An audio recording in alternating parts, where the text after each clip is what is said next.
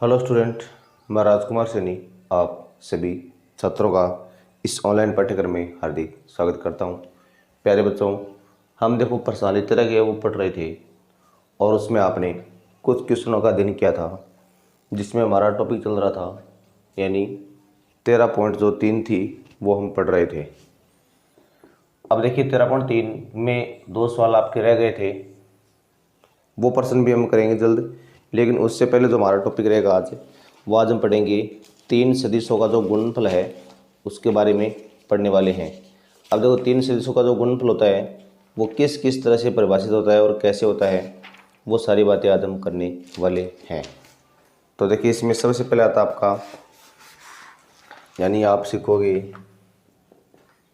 3 सदिशों का गुणनफल, इसके बारे में आप सीख रहे हो, ठीक है ना। 13.3 के जो लास्ट के 2 प्रश्न बचे हैं वो मैं भी आपको ये बेसिक बात समझाने के बाद में उसको बताऊंगा, ठीक है ना। तो पहले आप जान लो। देखो इसमें मैं देखो यहाँ पर कुछ चीज़ें लिख रहा हूँ मैं, जैसे मान लो मेरे पास एक तो है A.B.C, एक तो मान लो मेरे पास ये आ रहा है, एक मान लो मेरे पास आ रहा है A×B×C, या फिर मान लो मेरे पास आ रहा है A.B×C, या मान लो मेरे पास आ रहा है यानी ए, मतलब इसमें तो आप देखो बहुत सारे पॉइंट पड़ रहे हैं इस तरह से आपके। ए क्रॉस मान लो B.C आ रहा है, इसी तरह मान लो मेरे पास और भी आ रहा है, जैसे कि ए और B.C आ रहा है ये, और उसके अलावा मतलब ये 6 चीज़ें मैंने देखो इसमें लिख दी इस तरह से। अब इनमें देखो मीनिंगफुल कौन सी और मीनिंगलेस कौन सी, वो आपको इस बारे में जानना है। सबसे पहले देखो यहाँ पर आपके पास एक तो देखो ये मीनिंगफुल है और एक आपकी क्या है, ये मीनिंगफुल है। बाकी ये सारे आपकी देखो मीनिंगलेस है, क्योंकि अब देखो ये मेरे पास A.B.C है, तो देखो B.C से दोनों वेक्टर है, दोनों वेक्टर के डॉट प्रोडक्ट से आपको एक अदिश राशि प्राप्त हुई। अब अदिश राशि का सदिश के साथ कोई डॉट या क्रॉस कुछ होता है क्या, नहीं होता है ना, तो ये आपकी क्या है, मीनिंगलेस है। इसी तरह देखो ये A×B×C है, तो इन दोनों से आपको ये वेक्टर प्राप्त हुआ, यानी सदिश प्राप्त हुआ। अब सदिश का सदिश के साथ क्या है, सदिश गुणनफल है, तो ये आपकी क्या है, मीनिंगफुल है। फिर देखो ये A.B×C है, तो देखो B×C से पहले क्या प्राप्त हुआ आपको, एक सदिश राशि। अब सदिश का अदिश के साथ क्या हो रहा है, अदिश गुणनफल हो रहा है, ठीक है ना। इसी तरह देखो मेरे पास क्या ये B.C है, B.C से आपको क्या प्राप्त हुआ, अदिश राशि प्राप्त हुई। अब देखो सदिश क्रॉस अदिश क्या होता है, कुछ नहीं होता है, तो ये अभी आपके मीनिंगफुल नहीं है, ठीक है ना। फिर देखो A.C, तो ये मेरे पास क्या है, अदिश राशि है। अब अदिश राशि का सदिश के साथ क्या है, यहाँ कुछ नहीं लिखा है ना, तो न तो अदिश गुणनफल और न इसका सदिश, तो ये भी आपका क्या मीनिंगफुल नहीं है, ठीक है ना। तो यहाँ पर आपको केवल बस ये 2 बातें ध्यान रखनी, कौन सी, एक तो आपको A.B×C वाली बात, और एक रखनी आपको A×B×C वाली बात, ठीक है ना। एक तो इसमें आपको याद रखना है कौन सा, वेक्टर A.B×C, ये ध्यान में रखना आपको एक तो। और इसको देखो लिखने का तरीका क्या रहेगा आपका, इसको आप डिटर्मिनेट्स ABC लिख सकते हो, इसको आप डिटर्मिनेट्स ABC लिख सकते हो, या इसको आप बॉक्स ABC बोल सकते हो। देखो इसका मतलब क्या होता है, पहले इन दोनों का आपने कराया सदिश गुणनफल, बाद में आपने इसके साथ क्या कराया, इसका अदिश गुणनफल कराया। तो देखो जैसे मान लो मेरे पास वेक्टर A ही हो, तब A1i plus A2j plus A3k, और मान लो मेरे पास वेक्टर B क्या होता है, B1i plus B2j plus B3k, और मान लो वेक्टर C क्या होता है मेरे पास, C1i plus C2j plus C3k। और जब आप A.B×C लेंगे ना, तो ये मान लो एक तरह से आपका सारणी का ही मान है, ठीक है ना। इसको आप एक साथ ऐसे लिख देंगे, A1 A2 A3, B1 B2 B3, C1 C2 C3। तो एक तरह से क्या बनेगा, ये आपका डिटर्मिनेंट्स बनेगा, यानी कि सारणी का मान बनेगा, जिसको हल करके आपको अपना उत्तर वो निकालना होता है।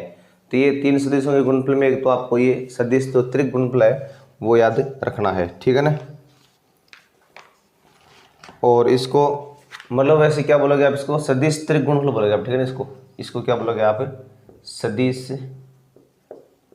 त्रिक गुणनफल, ठीक है ना। इसका ये लिखने का तरीका होता है सदिश त्रिक गुणनफल कहोगे आप इसको।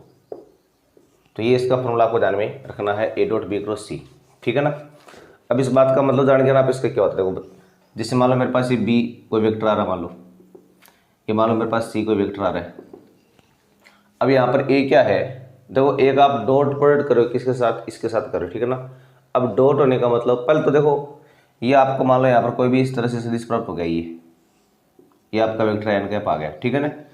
अब अगर मान लो बाई चांस ये आपका मान अगर जीरो आ जाए कभी, देखो बॉक्स ABC का मान क्या जाए, जीरो आ जाए, तो इस बात का मतलब ये होता है कि तीनों के तीनों सदिश के आपके समतलीय होते हैं। क्या होते हैं, समतलीय। समतलीय कब होते हैं, जब आपके पास इसका मान क्या होता है, जीरो आता है पूरा, यानी ए डॉट जो बी क्रॉस सी होता है, ए डॉट बी क्रॉस सी का मान क्या होता है, जीरो होता है। अगर ये शर्त लागू होती है तो आप इसको क्या मान सकते हो, समतलीय मान सकते हो, ठीक है ना। अब समतलीय क्यों मानना है वो इसका कारण देखिए आप। जैसे मान लो मेरे पास वेक्टर भी इस दिशा में आ रहा है, सी यहाँ पर आ रहा है। अब देखो वेक्टर जो ए होगा आपका, ये मतलब दोनों आपके एक ही समतल में, ठीक है ना, और इनके ऊपर ये एन कैप क्या रहा है, लंबवत आ रहा है। अब आपको क्या करना है, जो ये मान लो सदिश आपका बना है, ये एक तरह से क्या बन गया, वैसे आपका ये बी क्रॉस सी बन गया, ठीक है ना। ये बी क्रॉस सी जो सदिश बनाया उसकी दिशा क्या है, ये दिशा रही उसकी। अब आपको इसके ऊपर क्या लेना है, लंबवत वेक्टर लेना। देखो लंबवत तभी आएगा जब आप इस समतल में एक दूसरा वेक्टर लेंगे, तभी ये जब आप वेक्टर ए कहाँ लेंगे, इस समतल में लेंगे। आप समतल का मतलब जान गया ना, 3D के रूप में। जैसे मान लो ये समतल है, ये मतलब पूरा बोर्ड क्या हमारे पास समतल है, ये मान लो मेरे पास बी है, ये मान लो मेरे पास सी है। अब ए भी क्या आएगा, तो इस समतल में आएगा ये, तो जब इसी में आएगा तभी तो इसके ऊपर लंबवत आएगा ना, ये बी क्रॉस सी के, ये बी क्रॉस सी के लंबवत कब आएगा, जब ये भी क्या आएगा, इस समतल में आएगा। तो तीनों सदिश के एक समतल में आने का मतलब क्या होगा, ये शर्त आपको ध्यान में रखनी है। तो लिखा देता हूँ मैं आपको शर्त इसमें, यानी आपको लिखना है तीन सदिश समतलीय होने की शर्त, समतलीय होने की शर्त। तो इसको याद रखना कि आपको जो ए डॉट बी क्रॉस सी है, इसको चाहे आप ऐसे लिख दो या इसको आप लिख दो बॉक्स ABC लिख दो, इसका मान क्या आएगा हमारे पास जीरो आएगा, ठीक है ना। अगर ये मान जीरो आता है तो इस बात का मतलब होता है कि तीनों सदिश आपकी क्या है, समतलीय हैं, ठीक है ना। समतलीय होने का मतलब एक ही समतल में आने तीनों, और एक ही समतल में तभी आएंगे कब, जब बी क्रॉस सी पर जो लंबवत आएगा ना ए वेक्टर, वो भी क्या आएगा, उसकी दिशा में आएगा, तभी वो क्या मानेंगे, आपके समतलीय माने जाएंगे, ठीक है ना। अब देखो इसमें कुछ और फॉर्मूले आपको, तो देखो वो भी ध्यान में रख लेने हैं। जैसे मान लो मैं और फॉर्मूला की बात करूं, तो देखो अब इसमें साथ में आप लगे आते, एक वो फॉर्मूला लिख लो, कौन सा, तीन सदिशों का सदिश गुणनफल। अब तीन सदिश अगर आएंगे तो उनका सदिश गुणनफल क्या होता है, वो भी आपको ध्यान में रखना है। जैसे मान लो मेरे पास आएगा ए क्रॉस बी क्रॉस सी, ये होगा आपका तीन सदिशों का सदिश है गुणनफल। अब देखो जो इसका फॉर्मूला होता है ना, वो फॉर्मूला आपको ध्यान में रखना। इसका क्या होता है, इसका फॉर्मूला हमेशा ये होता है ACB माइनस, देखो ABC आपको याद रखना है, यानी ACB माइनस ABC, ये फॉर्मूला इसका, ठीक है ना। यहाँ पर ये A डॉट सी है, ये कोई अचर राशि होगी है जो आपने वेक्टर के आगे लगा दी है, ठीक है ना, कोई दिक्कत नहीं है। जैसे लगाते हो ना आप लेमडा वेक्टर ए, तो अचर राशि वेक्टर के आगे आ सकते हैं, कोई दिक्कत नहीं यहाँ पर। तो यहाँ पर ये ए डॉट सी अचर राशि, वो वेक्टर बी के आगे आ गई, ठीक है ना। फिर ए डॉट बी क्या है, अचर राशि, वेक्टर सी के आगे आ गई। तो ए क्रॉस बी क्रॉस सी का फॉर्मूला याद रखना आपको, ACB माइनस ABC, यानी इसको याद रखने का तरीका ये है कि जैसे AC होती है ना, अब ACB अब C ठीक लागे, ये वर्ड आप याद रख लो। तो जैसे AC होती है जिसे हम गर्म हवा खाते हैं, वो आपको पता है गर्मी में ठीक लगती है आपको, तो मतलब ACB अब C ठीक लागे, सर्दियों में तो लगेगी नहीं थी आपको। तो यहाँ पर ACB अब C ठीक लागे, बन गया ना, ACB अब C ठीक लागे, ये वर्ड याद रख लेना, जिससे आपको ये पूरा फॉर्मूला वो याद हो जाएगा।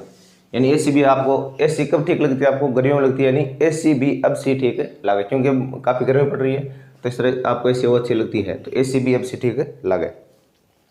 तो ये इस तरह से आप इसको याद कर लो। मतलब आज मैं आपको जितने फॉर्मूले हैं ना वो सारे एक साथ ही लिखा रहा हूँ, ठीक है ना। अब और देखो इसमें क्या फॉर्मूले रह गए आपके, एक इसमें आपको लिखना है जो आयतन होता है ना, वो आपको ध्यान में रखना है। एक आपको चतुष्फलक का जो आयतन है वो लिखना है। तो देखिए और क्या लिखना है आपको फॉर्मूले, इसके अलावा देखो आपके दो फॉर्मूले और याद रखना है। एक तो आपका चतुष्फलक का आयतन 1/6 डिटरमिनेट्स ABC, ये देखो बॉक्स ABC लिखा है ना, इसका मतलब वास्तव में क्या होता है, सारणी के रूप में मान होता है आपका वेक्टर ए का, वेक्टर बी का, वेक्टर सी का, ठीक है ना।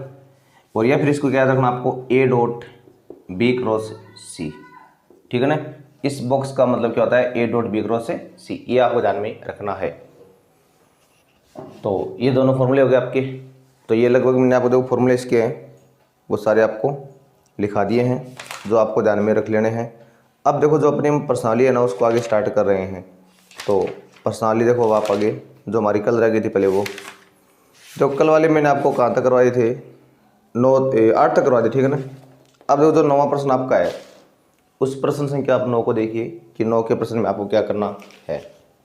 तो हम बात करें प्रश्न संख्या 9 की, कौन सी में, 13.3 में। तो देखो 13.3 में प्रश्न संख्या 9 में ये लिखा हुआ है, क्या लिखा हुआ है देखो, इसमें ये लिखा हुआ है, यानी आपको कोई भी सदिश ए के लिए क्या सिद्ध करना है, वेक्टर ए क्रॉस आई क्या मापांक square plus vector A cross J के मापांक का square plus vector A cross K मापांक का स्क्वायर बराबर 2 वेक्टर ए के मापांक का स्क्वायर। ये प्रश्न है देखो, ये प्रश्न हमें प्रूव करना भी। हम पहले बात करें किसकी, 13.3 की। और अभी मैंने आपको जो 13.4 और 13.5 संबंधित जो फॉर्मूले थे वो मैंने आपको सारे लिखाए हैं। तो देखिए अब इसको कैसे करना आपको। तो हमारा प्रश्न ये है ही। अब ऐसे प्रश्न हम क्या करना, पहले आप वेक्टर एक बार आप मान लिया, ठीक है ना। शुरुआत में मान लो, पहले एक बार माना वेक्टर ए बराबर मैंने मान लिया है A1 आई कैप प्लस A2 जे कैप प्लस A3 के कैप। अब पहले आप इन तीनों का मान प्राप्त कर लो। तो लिखा मैंने vector A cross I cap. अब देखो vector A cross I cap का मतलब क्या होता है, या दोनों का आपको सदिश गुणनफल करना। तो यहाँ पर आएगा मेरे पास आई कैप, जे कैप और के कैप। वेक्टर ए का मतलब क्या है, A1 A2 A3। आई कैप का मतलब 1 0 0 हो गया। प्रसरण करने पर मान क्या आएगा, आई कैप डॉट 0 माइनस 0 और माइनस जे कैप डॉट आएगा आपका कितना, 0 minus A3 plus K cap के डॉट में क्या आएगा आपका 0 माइनस A2 आ जाएगा। तो देखो आपका मान अभी क्या बन रहा है, तो 0 हो गया पहले वाला मान। तो ये प्लस का A3 जे कैप और माइनस का A2 के कैप। ये तो मेरे पास क्या रहा है, vector A cross I cap का मान आ रहा है। लेकिन आपको इसका परिमाण भी लेना है ना। तो आप लिखेंगे vector A cross I cap का परिमाण। परिमाण लेने का मतलब आप इसका रूट निकालते हो, A3 का स्क्वायर माइनस A2 का स्क्वायर। और जब आप परिमाण का वर्ग कर दोगे ना, यहाँ पर जो साथ में आपको इसका वर्ग भी करना है ना, तो वर्ग करते रूट से बाहर जाएगा ये, यानी A3 का स्क्वायर प्लस A2 का स्क्वायर। ये मैंने एक बार क्या मान लिया, समीकरण नंबर फर्स्ट मैंने यहाँ पर प्राप्त कर ली है। अब देखो इसी तरह से मेरे क्या प्राप्त करना है, ए क्रॉस जे प्राप्त करना है ना। तो वही तरीका आई कैप जे कैप के कैप। ए का मान हो गया A1 A2 A3, ये 0 1 और ये 0। देखो इसका मैं प्रश्न करो अभी, तो आई कैप इंटू क्या आएगा 0 minus A3 plus minus J cap into क्या आएगा अभी 0 माइनस 0 प्लस के का इंटू क्या आएगा A1 माइनस 0 आएगा। अब इसको सरल करने पर आगे हमारे पास मान ही आएगा इसमें, यानी आपको लिखना है वेक्टर ए क्रॉस जे बराबर आएगा, पहले आ रहा माइनस में A3 आई कैप, और फिर देखो आगे वाला 0 हो गया, और बाद में आ रहा है प्लस में A1 के कैप आ रहा है। और अब देखो इसका जब आप परिमाण निकालोगे और साथ में इस प्रमाण का वर्ग और राइट सीधा, ठीक है ना। तो वर्ग करने से आपका मान रूट से 12 का सीधा, यानी माइनस A3 का स्क्वायर और प्लस A1 का स्क्वायर। तो मान आपका आ रहा है A3 square plus A1 square, यानी समीकरण नंबर 2 किसका मान है, ये वेक्टर ए क्रॉस जे के परिमाण का स्क्वायर। ये आपने समीकरण 2 का मान इस तरह से प्राप्त कर लिया है। अब देखिए हम बात करते हैं समीकरण नंबर 3 के लिए। अब देखो समीकरण 3 के लिए आपको ए क्रॉस के परिमाण का स्क्वायर वो प्राप्त करना पड़ेगा। तो आपने लिख दिया यहाँ पर क्या, वेक्टर ए क्रॉस के का तो ये मान निकालना पड़ेगा आपको। तो यहाँ पर आई कैप जे कैप और के कैप। तो ये आ रहा है A1 A2 A3 0 0 और ये 1। अब देखो यहाँ पर मान आएगा मेरे पास I cap dot A2 minus 0 minus J cap dot, ये फिर बाद में होगा आपका A1 minus 0 plus K cap into में आएगा 0 माइनस 0। तो आपका मान आ रहा है A2 आई कैप और माइनस में A1 जे कैप। ये तो आपने वेक्टर ए क्रॉस के कैप का मान वो प्राप्त कर लिया है, लेकिन आपको भी इसका क्या निकालना है, परिमाण निकालना और उसका वर्ग करना साथ में। जैसे आप इसका परिमाण प्राप्त करोगे तो मान पता आपको A2 square plus A1 square ये तो आने वाला है ना। ये मैंने क्या प्राप्त कर लिया, समीकरण नंबर 3। ठीक है, यहाँ तक हो गया आपका। अब देखो आपको बाएं पक्ष में क्या सिद्ध करना है कि तीनों को ऐड करना है इनको, ठीक है ना। तो हम भी यहाँ पे क्या करें, तीनों को जोड़ देंगे। तो मैंने लिखा समीकरण 1, 2, 3 को जोड़ने पर, समीकरण 1, 2 व 3 को जोड़ने पर, और जैसे आप जोड़ोगे ना तो देखो आपको यहाँ पर पता है कि बाएं पक्ष में तो आपका मान क्या हो जाएगा, एक तो ये आ गया पहले vector A cross I cap के परिमाण का स्क्वायर, बाद में vector A cross J cap के परिमाण का स्क्वायर, वेक्टर ए क्रॉस के कैप के परिमाण का स्क्वायर। बाएं पक्ष का मान तो ये हो गया तीनों का। अब देखो दाएं पक्ष से इसमें क्या आ रहा है मेरे पास, A3 square plus A2 square आ रहा है, और उसमें क्या आ रहा है, वो आ रहा है वहाँ पर कितना, A3 square plus A1 square आ रहा है। उसके बाद में आ रहा है कितना, A2 square plus A1 square. अब देखो ये सारे डबल हो गए आपके, दो हो गए A1 स्क्वायर और दो हो गए A2 स्क्वायर और दो हो गए A3 स्क्वायर। अब देखो दो तरह का यहाँ पर सेम, इनमें आपको मिल लो बाहर, तो A1 square plus A2 square plus A3 square. और देखो नॉर्मल सी बात है, ये वेक्टर आपने ये माना था, जब आप इसका परिमाण निकालते हो ना तो ए रूट में A1 square plus A2 square plus इसका ये तो आता है ना, और जब आप परिमाण का वर्ग कर दोगे तो रूट हट जाएगा उसका, और मान क्या आएगा आपका A1 square plus A2 square plus A3 square. तो इसको आप देखेंगे दो वेक्टर ए के परिमाण का स्क्वायर, और इधर वाला मान चल रहा है आपका सेम, यानी ए क्रॉस आई कैप के परिमाण का स्क्वायर, ए क्रॉस जे कैप के परिमाण का स्क्वायर प्लस ए क्रॉस के कैप के परिमाण का स्क्वायर। और इसमें आपको ये सिद्ध करना था, ठीक है ना। तो ये आपने इस तरह से इसको प्रूव कर दिया है। ये था हमारा कौन सा, जो सवाल मैंने छोड़ा था ना प्रश्नावली 13.3 में, वो मैंने आपको करवा दिया है। अब देखो उसमें आपका एक 10वां प्रश्न भी था, वो शायद आपने कर लिया होगा या नहीं किया वो तो आप जाने, मैं आपको फिर देखो 10 नंबर के बारे में बात कर ली।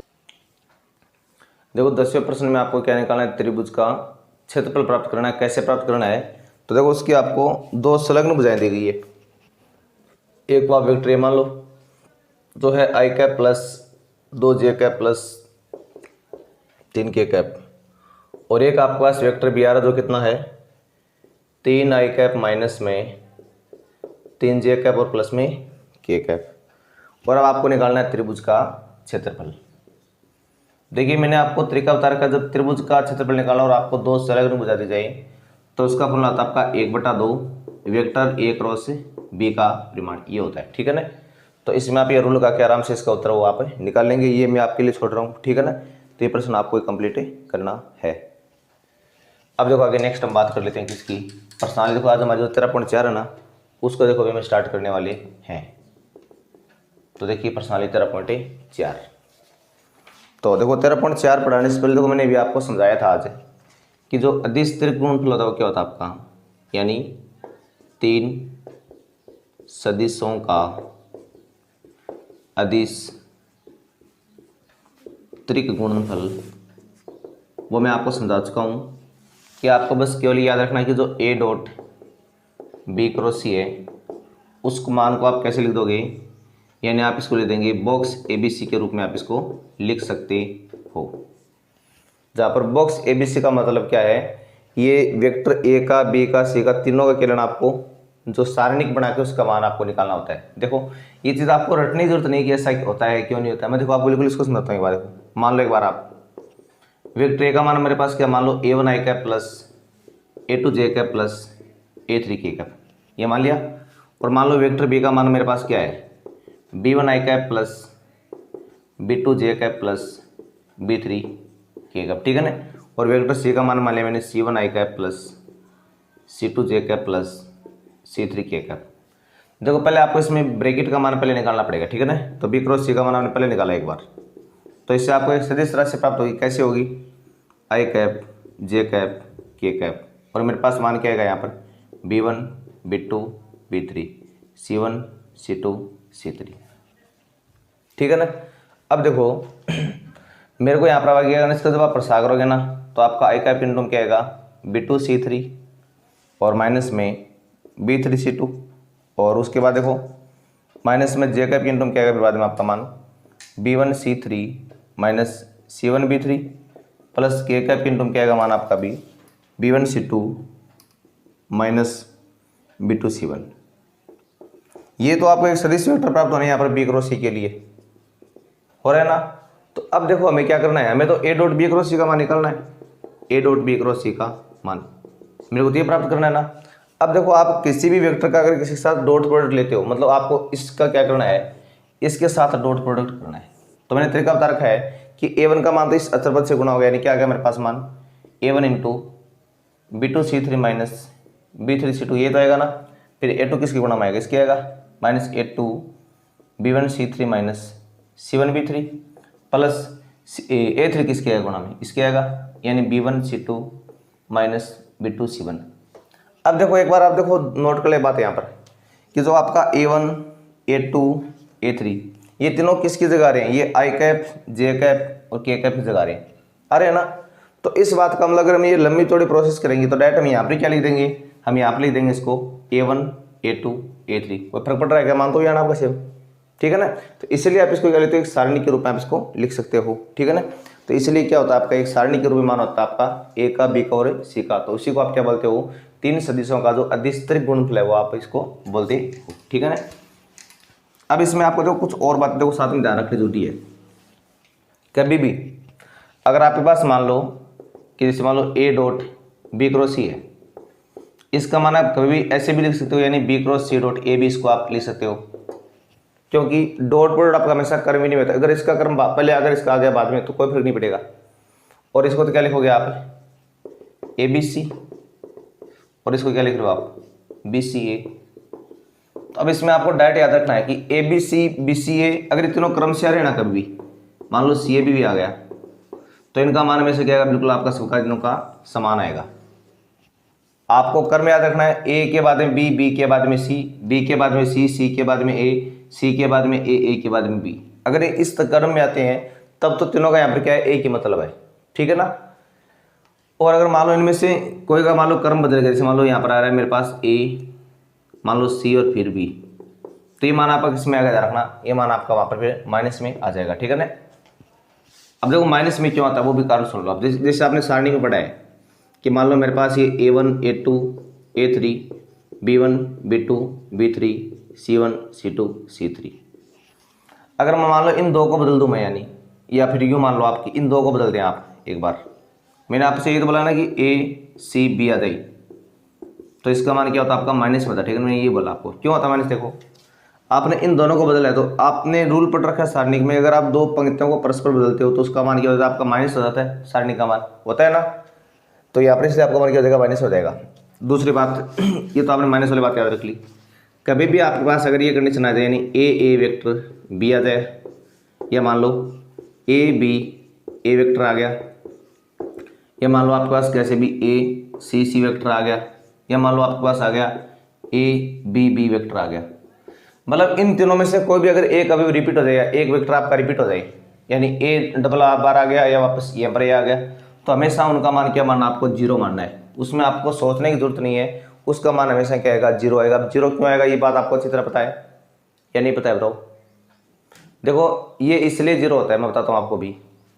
आपने चार की सारणी पढ़ा, देखो ये आपका एक सारणी तो बन रहा है ना, यहाँ पर A1 A2 A3 A1 A2 A3 B1 B2 B3, और आपने सारणी के नियम में पढ़ रखा हुआ क्या था, जो मैंने आपको चार के पढ़े तब, कि अगर आपकी कोई भी दो पंक्तियां समान आ जाए तो उसका मान हमेशा क्या होता है, जीरो होता है। कोई भी दो पंक्तियां समान आ जाए या कोई भी दो कॉलम समान आ जाए तो उस सारणी का मान हमेशा क्या होता है, आपका जीरो हो जाता है, ठीक है ना। तो उस गुणधर्म के हिसाब से इन सब का मान क्या हो रहा है, बिल्कुल आपका जीरो हो रहा है, ठीक है ना। ये आपको ध्यान में रखना है।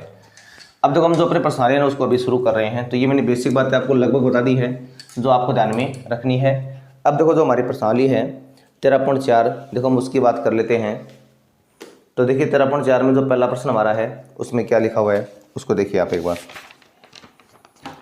तो देखो 13.4 का पहला प्रश्न आ रहा है मेरे पास।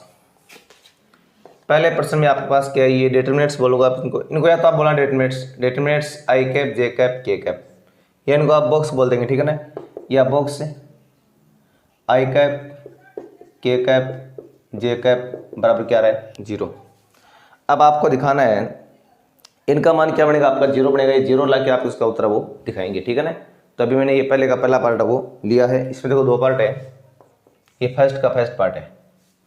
तो देखिए आपने इसका लिया अभी बायां पक्ष, जो मेरे पास आ रहा है box I cap J cap और के कैप, या प्लस बॉक्स आई कैप के कैप और ये जे कैप।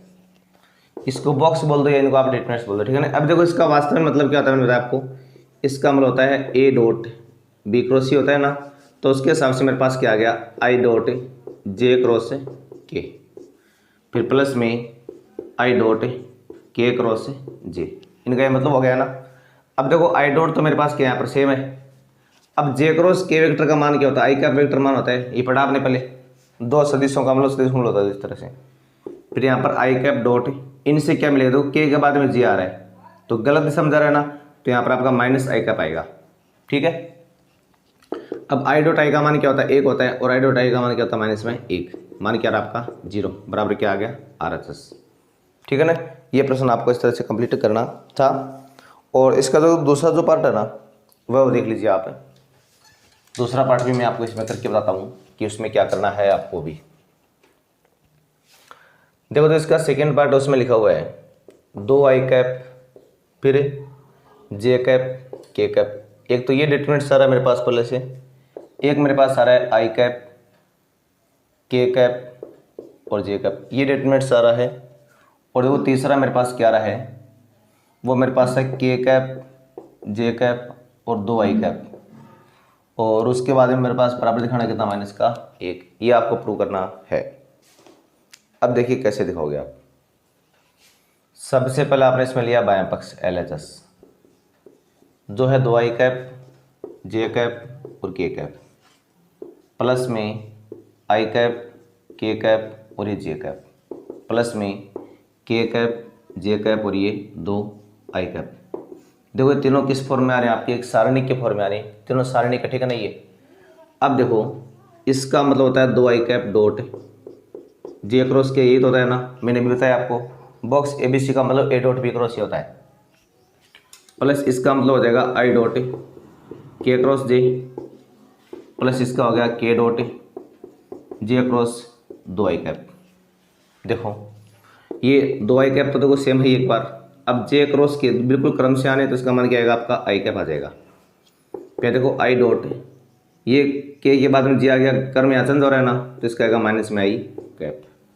उसके बाद देखो ये मेरे पास देखो यहाँ पर के तो आ रहा है सेम। अब देखो एक बार आप इस 2 को नहीं देखें, केवल आपको जे और के आई को देखना, ठीक है ना।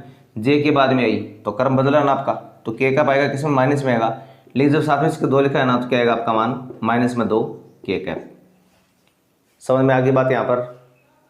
देखो जे के बाद में आई आ रहा है, जबकि जे के बाद में क्या आना चाहिए, नहीं तो आ रहा है हमारे पास ये आई है, तो मान क्या बनेगा आपका माइनस के बनेगा, लेकिन जब 2 लगाया ना तो क्या जाएगा 2 आ जाएगा।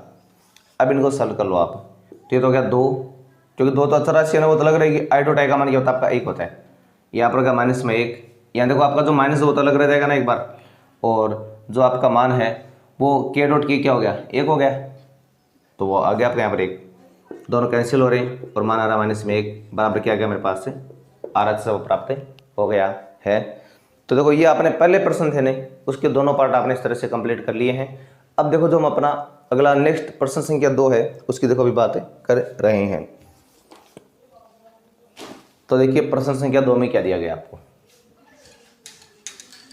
प्रश्न संख्या जो 2 है उसमें आपके पास आ रहा है क्या रहा है, वो देखिए आप।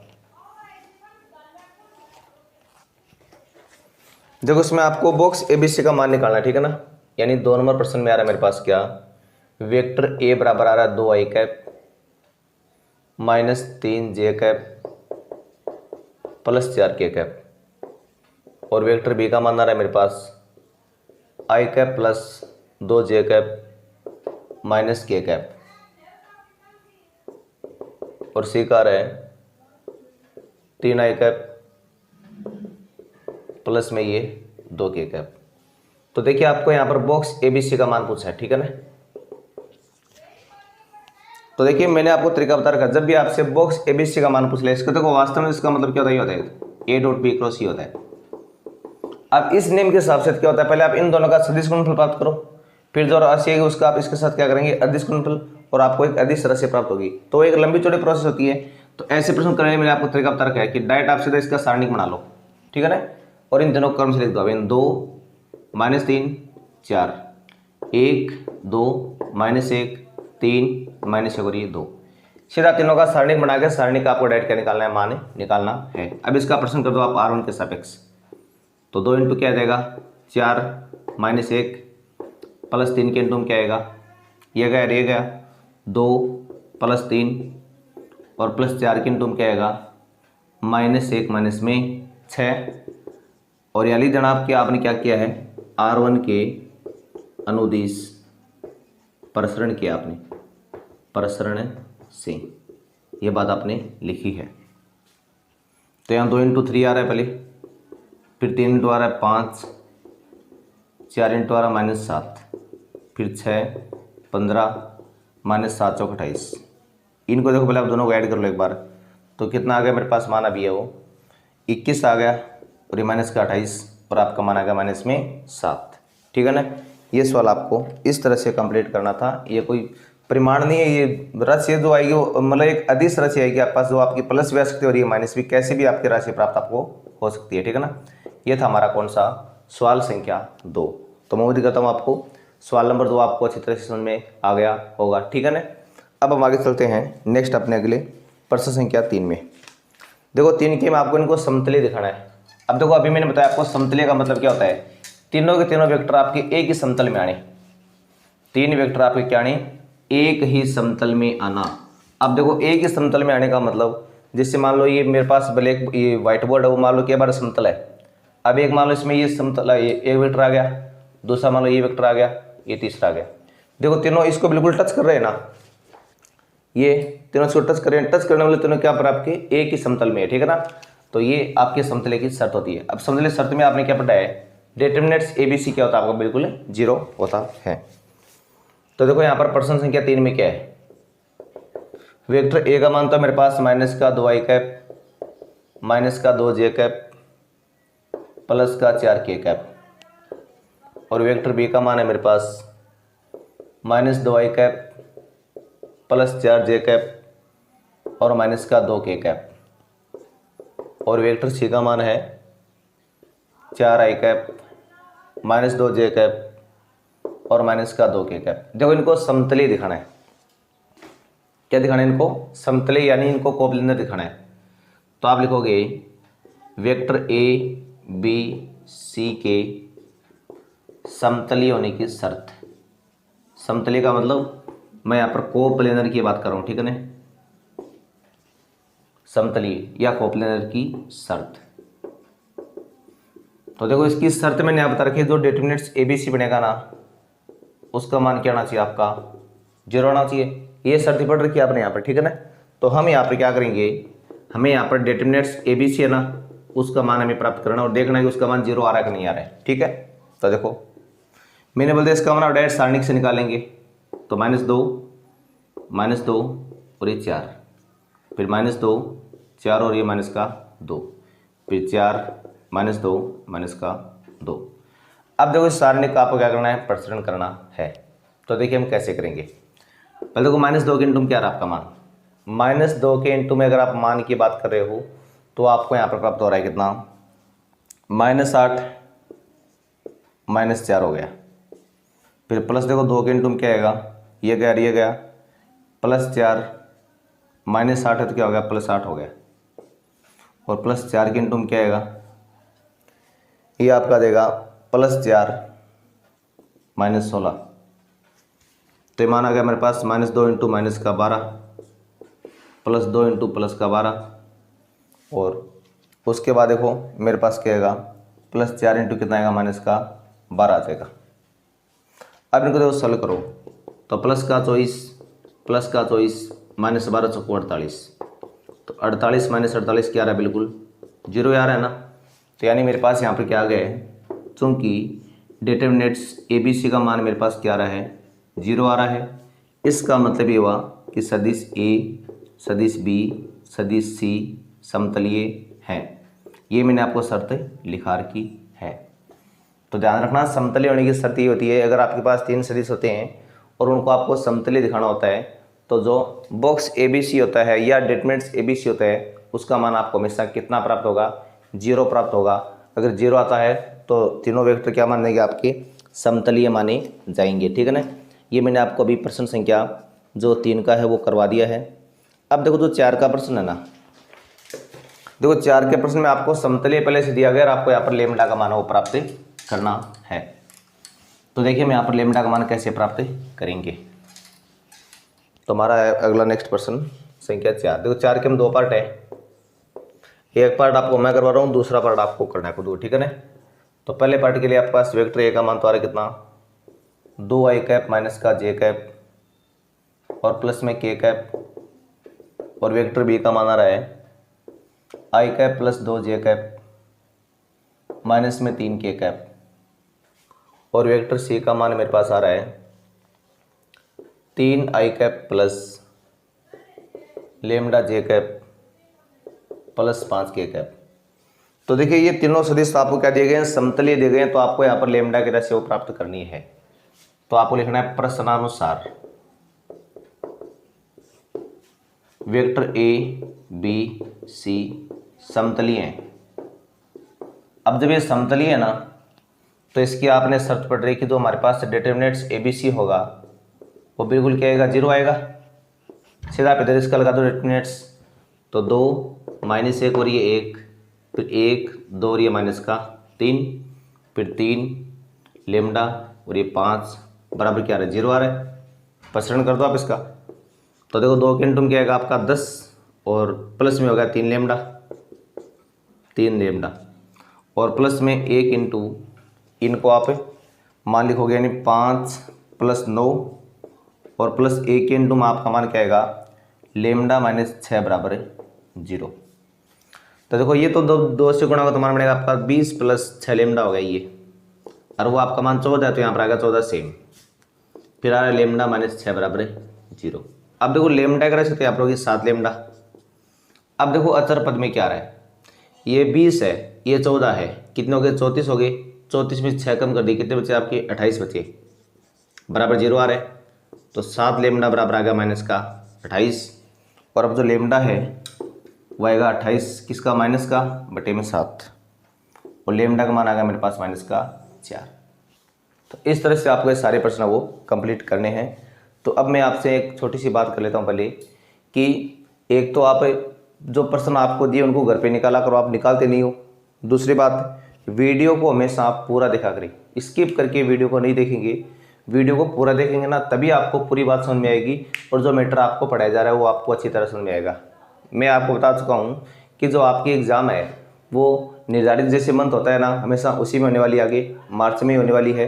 तो ये मान के मत चलिए कि अब थोड़ी पढ़ाई की अव्यवस्था चल रही है तो हमारी एग्ज़ाम है वो टाइम पर नहीं हो पाएगी। तो इसलिए आपसे मैं उम्मीद करता हूँ कि आप अपनी जो पढ़ाई है ना उसको लगातार निश्चित रूप से जारी रखिए, ताकि आपको जो आपका सेशन है वो बिल्कुल भली भांति कंप्लीट हो उसके पढ़ते हुए, और आपको कहीं पर भी इस बात की समस्या ना रही कि हमें अपने सेशन में पढ़ने के लिए हमें कम टाइम मिला। तो आपको अभी इसी टाइम का अच्छे से सदुपयोग करते हुए आपको अपने ढंग से पढ़ाई करनी है, ताकि आप जो अगले नेक्स्ट मंथ जो एग्ज़ाम होती है उसमें आप पूरे नंबर लेके आ सके। दूसरी बात, अगर आप में से कोई व्यक्ति चैनल पर नया है यानी पहली बार विजिट कर रहा है, तो आपसे एक छोटी सी रिक्वेस्ट है कि आप चैनल को लाइक, शेयर और सब्सक्राइब अवश्य कीजिए, ताकि और साथ में बेल आइकन को प्रेस कीजिए, ताकि आपको आने वाले हर वीडियो का नोटिफिकेशन समय पर मिल सके, और हमें भी आपके इस रिस्पॉन्स के द्वारा एक मोटिवेशन मिल सके। दूसरी बात, अगर आपको पढ़ाया हुआ अच्छा लगता है तो आप लिख दिया करें कि कमेंट में कि नाइस या गुड, बहुत अच्छा, ठीक है ना, इस तरह से। और अगर आपको कोई प्रकार की दिक्कत है, कोई समस्या है, कोई शंका है, समाधान है, तो बिल्कुल आप कमेंट बॉक्स में लिखा करें, और आपके कमेंट का मैं पूरी तरह से 100% जो आपका उत्तर है वो देने का प्रयास करूंगा। तो आप कोई भी समस्या हो तो आप मेरे को कमेंट बॉक्स में लिख के अवश्य बता दिया करें कि सर मैं यहाँ पर ये चीज़ें वो दोबारा समझाइए, ठीक है ना। तो लेकिन लिखना आपको पड़ेगा, तभी समझ पाऊंगा कि आपको कहाँ पर कोई समस्या आ रही है, ये काम आपको करना पड़ेगा। तो आज के लिए बस इतना ही, मिलते हैं नेक्स्ट वीडियो में, तब तक के लिए आपको नमस्कार, धन्यवाद।